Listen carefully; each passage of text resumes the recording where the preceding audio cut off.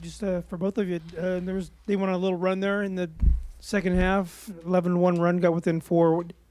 Coach Underwood called timeout. What was discussed in that timeout, and what kind of changed down the stretch? We just didn't want to drop another one at home, and coaches like getting on us saying like we have to just play together and just have fun with each other, basically. So yeah. I guess for both you guys, what's kind of the reaction when Terrence was able to rejoin you guys on Friday, and what's been the integration process with him? I mean, it's definitely great to have him back. I think big part of our win today was because of him, just the way that our transition offense get going and our defense get way better with him, and we're just glad to have him back. Quincy, you seem to be, you guys dominated the glass today. What was it about? What enabled you to do that today? I mean, they're a very good rebounding team as well. I mean, it's just our effort. I think we're the best rebounding team in the country, and we got to keep doing it. It's really just about effort and just going to the glass and be physical. And when we do that, we're really hard to stop. Quincy, obviously Terrence, been waiting to get back on the court. A lot of emotion from him today. What did you see from him, and what have you seen from him leading up to this? I mean, like I just said, he's been working. Like I said, our defense, our offense is going to improve with him having back. But it's just great to have him back. Like I said, he's grateful. We're grateful to have him back, and we're going to get it rolling. Justin, I guess maybe not wanting to drop another one at home, what did you guys do better to kind of flip that game back in your favor? We prepared way better than we did against Maryland. I feel like the past 2 days we've been going real hard in practice, so we've been hitting each other, almost hurting each other, like rebounding. That's probably why we was so dominant on the glass today. But yeah, we just couldn't afford to drop another one at home. Protect home. Yes, both of you two, and really Marcus, like you guys have all thrived since transferring here. What do you think it is for each of you individually that's allowing you two to kind of play the way you're playing right now? Maturity. The fact that we're old. We've been in those games. Played against him last year. I'm not old. Yeah, and like you said, we're just really connected. Maturity on the team. It's a big part of why we're connected this year, and we can lead the younger guys, and that's a big part of it. Yeah, I feel like we don't really care who scores. Everybody got the same goal. We want to win. Everybody got the same goal: get to the tournament, get to the national championship, win Big Ten, everything. So that's really the main part of everybody that's contributing every day. Quincy, Brad got on you for not dunking one, and then it seemed like you made up for that a little bit later in the game. How did that go? And just seemed like your emotion after those dunks seemed to be you're having fun. Oh, yeah, with it. always. I think big part of it is the crowd, too. Our crowd is just amazing. The fans are just hyping me up every time, hyping our team up. And, I'm going to keep doing what I'm doing, crashing the boards, playing defense, being physical, and lead the guys. Quincy, I don't know if this is a dumb question, but you seem to get a lot of putback dunks. Is there a science behind things you look for to kind of allow yourself for that? I mean, if someone shot from the left corner, I know most of the time the ball is going to go on the right side, so I'll just go to that spot, and most of the time the ball will go there, and that's how I get a putback. But no, it's just really just me going to the glass, and Coach put a lot of emphasis to me, just to tell me that you got to get some boards. You're probably the best rebounder in the country, so I got to keep doing what I'm doing.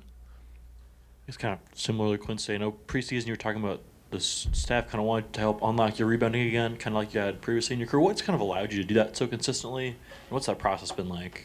I think it was just mentally, to be honest. I think I'm in great shape. Part of it, you have to be in really good shape to, crash the glass every time and then go back in defense and then do it again and then repeat it. So I think that was a big part of it, but it's just my mentality, to be honest. I did that in Syracuse my sophomore year, even my freshman year, and I stopped doing it when I went to Oregon. So I'm just right now just combining what I learned from Oregon and my second year in Syracuse. So, yeah. Quincy, to dovetail off of Piper's question, you tend to handle a Brad Underwood butt chewing a little bit better than most. Is that part of being 24 and having been there, done that? Yeah, I mean, Coach Boeheim was probably worse, and he knows, but he was saying some wild stuff to me. But I mean, it's part of the game, you know. He's trying to win games. We all trying to win games, and like Justin said, we want to win a Big Ten championship. I came here to win. I know it's a winning program, and I'm just grateful to be here and to have Coach Underwood coaching me. Justin, obviously you guys are playing well during the last 6 games, but getting a player like Terrence back, like what's that do for you guys? It's amazing. It just makes the whole team feel whole again because we got our best player back, and it's just fun. It's fun. We ain't got to worry about nothing for real, but we just glad to have him back. He's just our brother, so we happy to have him back. Justin, are there 1 or 2 things you look for before you check in to kind of see where you can, I guess, maximize your impact in that first sub? I would say yes. I like to observe the game before I get in because I know that coach coming to me first, so I look at both sides of the ball, like on defense, like where they scoring, and on offense, like what the defense doing, like is they tagging or is they playing 2-on-2 basketball. But it's just a big thing for me being older. I just like observe stuff way better now. Quincy, what did you like maybe about the second half defense, especially after Rutgers made their run and you guys weren't able to put a stop to it?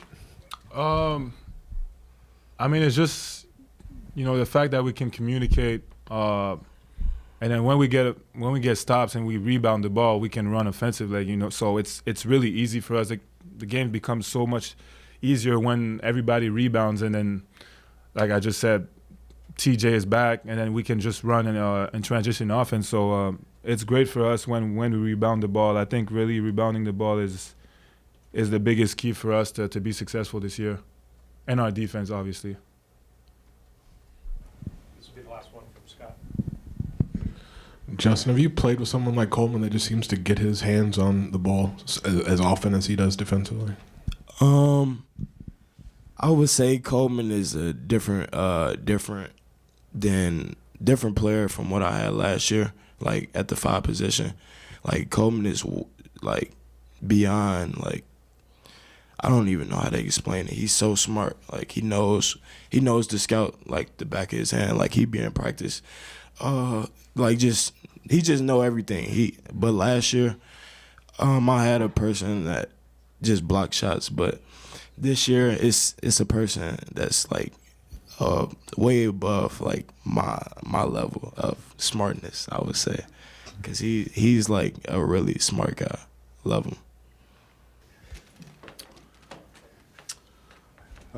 I have so much respect for Steve and that basketball team and his program, and I like to think that we're a lot alike, and it always makes you feel a little bit uneasy when you play as teams because everything's just so darn hard. And I am sitting here looking at the stat line, and we scored 86 points. We're leading the, I think, Big Ten play in free throw shooting, and we don't shoot it any good. And then we're 6 of 27 from 3. And I felt great at half, other than my bonehead timeout call at the end, about the shots we were getting. And we just didn't make any. And it's a 10, 12-point game. And I thought we were great on the glass early, and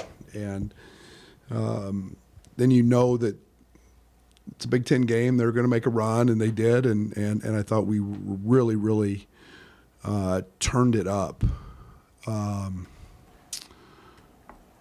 Energy-wise, defensively, I thought that we got out in transition, which is something that obviously Terrence is going to continue to add to us.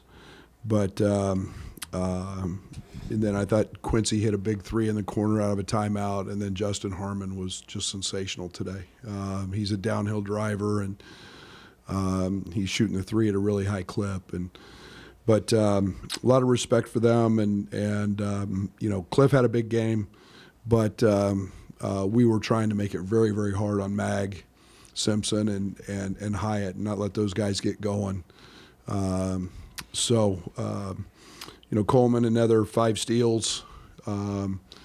He's I think 11 steals in the last 2 games. He had a tough night shooting it for a guy who's one of the top guys in the league in shooting it, but he's playing sensational. And all in all, you don't get many 20-point wins in this league, and we escaped tonight with a really solid performance. Brad, what has it been like from the last emotional standpoint? I know there were a couple of times when you could just see even on the players' faces just the emotions over the with the energy from the crowd. You normally have that, but even more today. What's it been like over the past 48 hours here? I think this team's really connected, as I've said 100 times. I think they're very level emotionally. I think that there's, they saw a teammate be able to come back, and there's always joy in that. But this team is done an incredible job of staying in the moment of what's truly important, and it's not it hasn't been the outside noises and the other people, and it's what makes this team really, really special is their ability to focus on truly the next game and winning basketball games. You mentioned answering their run there in the second half, and I think you called a timeout when they went on that 11-1 run. What changed after that timeout and down the stretch? The lineup. We made some pretty big substitutions, but I think it's. I challenged the guys in that huddle. We had a really old group out there when we went back to it. I mean, we were all, old. I mean, for lack of a better term, old men.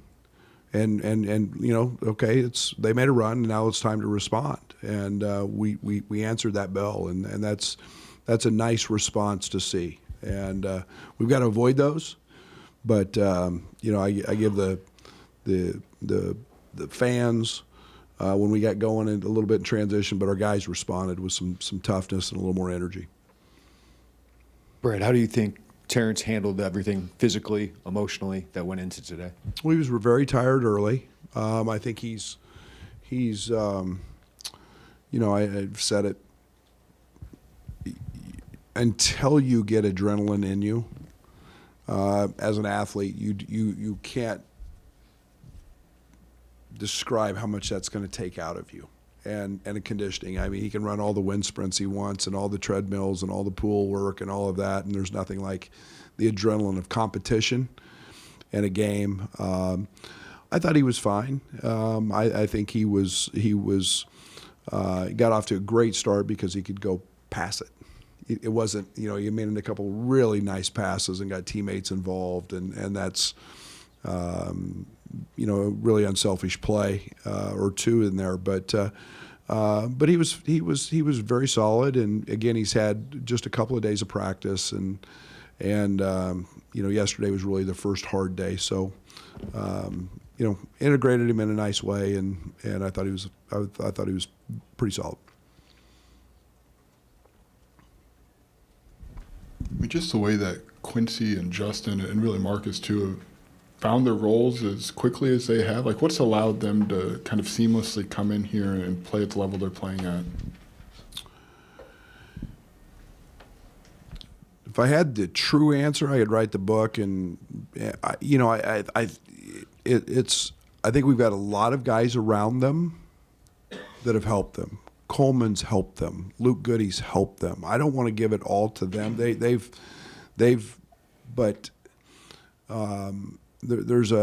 an acceptance of those guys that's had to happen, and we run a lot of action to Marcus. Ty, all those guys have accepted those guys and their and what they're doing and what they can bring to us, and that's pretty special. And it takes pretty strong human beings that they are character-wise to, okay, we're going to ask some things of you. I mean, we're asking a lot of those guys. And Quincy, another double-double. I challenge him every day to get 15 rebounds and be an elite defender. And he does everything we ask. All three of those guys do. And so, it's total acceptance, total buy-in, both feet in, not playing for any other reason other than to help the University of Illinois basketball be as successful as it can be. And along the way, they're a blast to coach. Justin mentioned that just having Terrence back, things felt whole again. I mean, did you get, I don't know, any sense from the team that things were different because they maybe had everybody again? We don't have a Monty. I think there's value in him saying that. I think that it's, we played 6 games. I was really excited about how our guys played when we didn't have him because there was a tremendous connectivity, yet we were really starting to find our groove, early before that, and so I think it's the integration process has got to be. A little bit patient with, but I agree. I think there's no doubt it's back to who we were, so to speak. Brett, following up on that, obviously you guys are playing well without him, but adding a player of his caliber to what you were doing, what does that do for the rest of the team?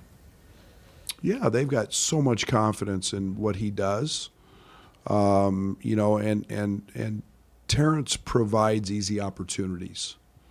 We don't run a lot to him.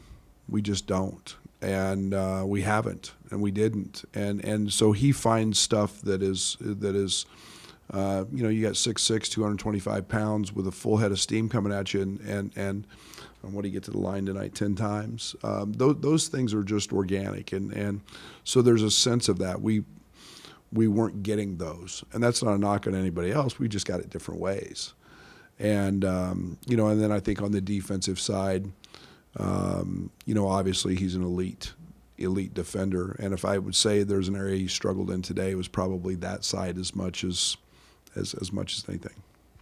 Brad, Justin's been in double figures 5 of the last 7. What's different about him? And I know with other transfers like Felice coming in, Grandison coming in, it took some time for those guys to really get comfortable and play up to their potential. Is there something you saw with those other guys that maybe is the same for him in terms of playing up to that? I've been really hard on Justin. He'll tell you that. He's my dude though. So he's the guy that I have, challenged. I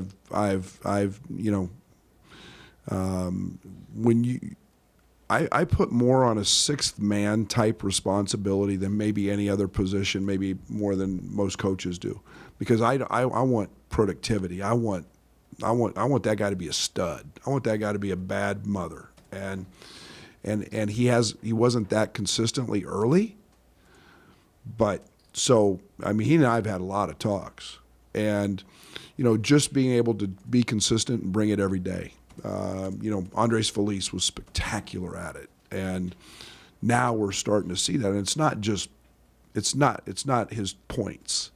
It's that helps, and he's capable of doing that. But it's what he does on the other side, and he uplifts us. And so he's just comfortable. He's just finding his niche. He's getting comfortable. It takes 10, 12 games, and here we go.